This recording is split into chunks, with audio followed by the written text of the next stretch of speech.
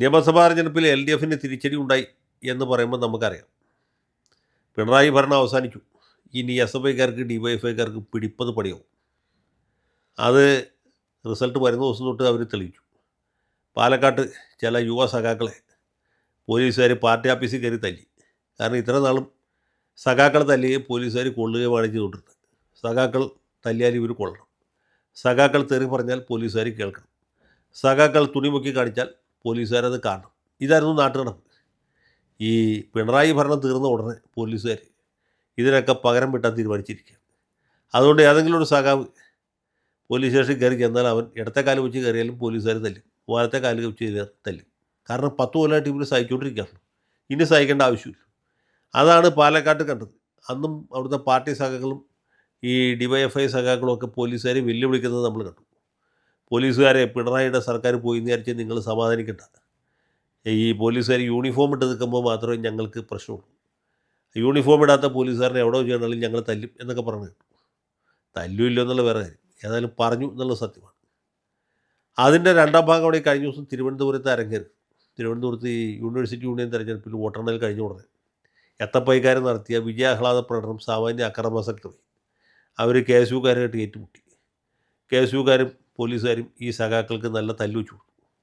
തല്ലുകൊണ്ടവർക്ക് അത്ര വലിയ വേദന തോന്നിയില്ലെങ്കിലും തല്ലു കൊള്ളാത്ത നേതാക്കന്മാർ ഉടനെ തന്നെ കയ്യെ ആശുപത്രി പോയിട്ട് പ്ലാസ്റ്റർ ഇട്ട് അത് കഴുത്തിൽ കൂടി കെട്ടിത്തൂക്കി. ഞങ്ങളെ പോലീസ് തല്ലി, സതീശൻ്റെ പോലീസ്, രമേശിൻ്റെ പോലീസ് ഞങ്ങളെ തല്ലിയാൽ ഞങ്ങൾ വെറുതെ ഇരിക്കില്ല എന്നൊക്കെ പറഞ്ഞു. ഈ തല്ല് തുടങ്ങുന്നതിന് മുമ്പ്, ലാത്തി ചാർജിന് മുമ്പ് നമ്മുടെ AA റഹീം അവിടെ വന്ന് സമര സഖാക്കളെ ഉത്തേജിപ്പിച്ചു. അടി തുടങ്ങുന്ന സമയത്ത് റഹീമിനെ കാണാതെ, സാധാരണ പതിവുള്ളതാണ്. അടി തുടങ്ങുമ്പോൾ നേതാക്കന്മാർ അപ്രത്യക്ഷം, തല്ല് മുഴുവനും സാധാരണ സഖാക്കന്മാർക്കിട്ട് കിട്ടും. ഇവിടെ സംഭവിക്കാതെ തന്നെയാണ്. AA റഹീമാണെങ്കിൽ പണ്ടുതൊട്ട് ലോ അക്കാഡമിയിൽ പഠിക്കുന്ന കാലത്തൊട്ട് ഇതുപോലുള്ള വേലത്തരങ്ങൾക്ക് പേര് കേട്ട ആളാണ്. ഇന്നുവരെ അദ്ദേഹത്തിൻ്റെ ദേഹത്തൂരെ അടി കൊടുത്തില്ല. അദ്ദേഹത്തിൻ്റെ കൂടെ നിന്ന് എല്ലാവർക്കും തല്ല് പൊതുവെ കിട്ടിയിട്ടുണ്ട്. അദ്ദേഹം മാത്രമേ പക്ഷേ രാജ്യസഭയിൽ പോയുള്ളൂ. ബാക്കിയുള്ളവർക്ക് ഇപ്പോഴും തേരാപ്പാര നടക്കുക. ഇനി വരുന്ന 5 കൊല്ലം ഈ നാട്ടിൽ നടക്കാൻ പോകുന്ന സംഭവം ഇത് തന്നെയാണ്. എത്തപ്പൈ എന്ന് പറഞ്ഞ് വെള്ളക്കൊടിയും പിടിച്ചിറങ്ങുന്ന സകല എണ്ണത്തിന് നല്ല പൊതുരെ തല്ലി കിട്ടും. ഇനി തല്ലണ്ട എന്ന് പോലീസുകാർ വിചാരിച്ചാലും നേതാക്കന്മാരെ അവർ ഉന്തി തള്ളിവിട്ട് തല്ലി മേടിച്ചു കൊടുക്കും. പാർട്ടിയിലും പ്രസ്ഥാനത്തിലുമുള്ള എല്ലാ സഖാക്കന്മാർക്കും തല്ലുകൊള്ളുന്ന ഒരു സോഷ്യലിസ്റ്റ് വ്യവസ്ഥിതിയാണ് CPM ഭരണഘടനയിൽ തന്നെ വിഭാവന ചെയ്തിട്ടുള്ളത്. SFIയുടെ കാര്യത്തിൽ ഒരു വ്യത്യാസമില്ല. DYFIയിലും അത് തന്നെയാണ് നാട്ടു നടക്കുന്നത്. മിടുക്കന്മാരായ നേതാക്കന്മാർ അടി വരുമ്പോൾ മുങ്ങിക്കളയും. ഈ സമര സഖാക്കൾക്ക് പൊതുരെ തല്ലുള്ളൂ. പട്ടിയെ തല്ലുന്ന പോലെ എന്നൊക്കെ പറഞ്ഞാൽ ശരിയാവില്ല. DYFIക്കാരെ തല്ലുന്ന പോലെ പോലീസ് SFIക്കാരെയും തല്ലും. ഒന്നാം തരം അടിയായിരിക്കും. അടി പൂരം പൊടിയേരി കഞ്ഞി എന്ന് പറഞ്ഞ അവസ്ഥയായിരിക്കും ഇനി വരാൻ പോകുന്നത്. അപ്പോൾ യാതൊരു സംശയവും വേണ്ട, തിരുവനന്തപുരത്ത് തുടങ്ങിയത് അതിൻ്റെ ഒരു സാമ്പിൾ വെടിക്കെട്ടാണ്. സഖാവ് റഹീം കാണിച്ചിട്ടുള്ളത് ശരിയായ മാതൃകയാണ്. അപ്പോൾ റഹീം സഖാവിൻ്റെ ഈ വാക്ക് കേട്ട് സമരത്തിന് പോയ ഈ പീക്കരി സഖാക്കൾക്ക്, ഡൂക്ലി സഖാക്കൾക്ക്, ഡിങ്കിരി വാലന്മാർക്ക് പൊതുരെ തല്ലി കിട്ടും. ആ കാര്യത്തിൽ യാതൊരു സംശയവുമുണ്ട്. എനിക്ക് പറയാനുള്ള ഈ പിള്ളേരോടല്ല, അവരോട് പറഞ്ഞിട്ട് കാര്യമില്ല.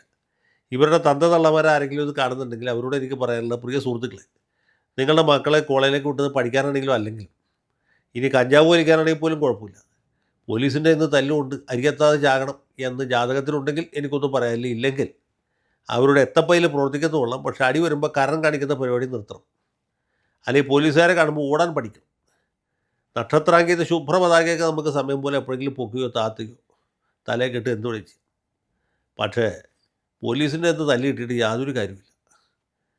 മണി പോയാൽ അതും ഉണ്ടാക്കിയിടാം, തുണി പോയാൽ അതും ഉണ്ടാക്കിയിടാം, പ്രാണൻ പോയാൽ ഉണ്ണികളെ പുനരുണ്ടാകില്ലെന്ന് അമ്മ പറഞ്ഞു എന്ന് പണ്ട് തന്നെ സഖാവ് കുഞ്ചൻ നമ്പ്യാർ പാടിയിട്ടുണ്ട്.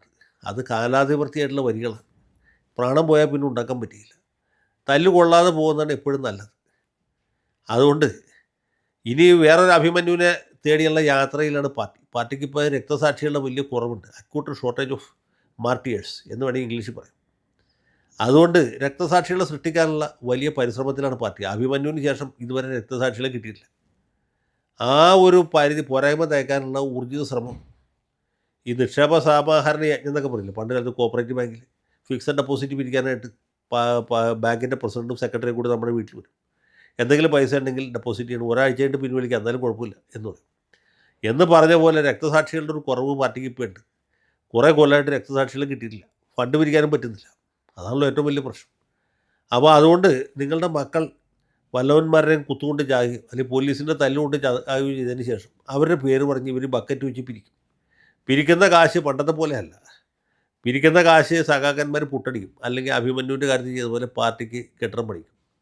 ഈ മരിച്ചുപോയ സഖാവിൻ്റെ വീട്ടിൽ വല്ല 10 ലക്ഷമോ 15 ലക്ഷമോ കൊടുക്കും, ബാക്കിയുള്ള ഇവന്മാർ പോക്കറ്റിലിടും. അപ്പോൾ ഈ പരിപാടിക്ക് മക്കളെ വിട്ടുകൊടുക്കണം. പോരാത്തതിന് ഇപ്പോൾ പിണറായി വിജയൻ്റെ വീട് റെയ്ഡ് ചെയ്യും, ഇഡിക്കാർ രംഗത്തിറങ്ങും ചെയ്തിട്ട്. അപ്പോൾ ഇഡിക്കെതിരായിട്ടുള്ള പ്രതിഷേധ സമരം നടത്താം. പണ്ട് ആരിഫ് ഖാനെ തടഞ്ഞ പോലെ അവിടെ തടയാം, ഇവിടെ തടയാം. എവിടെ തടഞ്ഞാലും തല്ല് കിട്ടും എന്നുള്ള കാര്യത്തിൽ ആരും സംശയമുണ്ട്. രമേശ് ചെന്നിത്തലയാണെങ്കിലും ബി ഡി സതീശനാണെങ്കിലും പോലീസുകാർ തല്ലുന്നതിന് യാതൊരു നിയന്ത്രണവും ഏർപ്പെടുത്തുകയില്ല. കാരണം അവരൊക്കെ വിദ്യാർത്ഥി രാഷ്ട്രീയത്തിൽ നിന്ന് വന്നവരാണ്. അവർക്കറിയാം തല്ലിൻ്റെ ഗുണം. ഈ അടിയോളം വരില്ല അണ്ണനും തമ്പി എന്ന് പറയില്ലേ.